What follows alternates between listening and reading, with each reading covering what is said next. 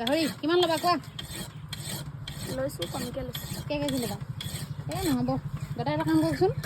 দাদা 5 কেজিমান দি দিয়ক কম দি খাই লাভ নাই সৰহকৈ খাম নহয় 5 কেজি খাই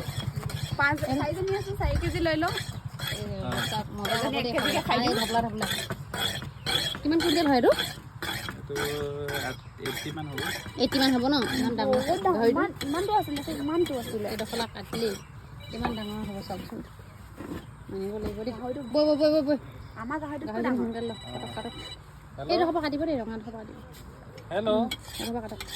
আৰু এতিয়া আমি ধুনীয়াকৈ গৈ আছোঁ মাংস লৈ মেলি আৰামছে আমাৰ গাড়ী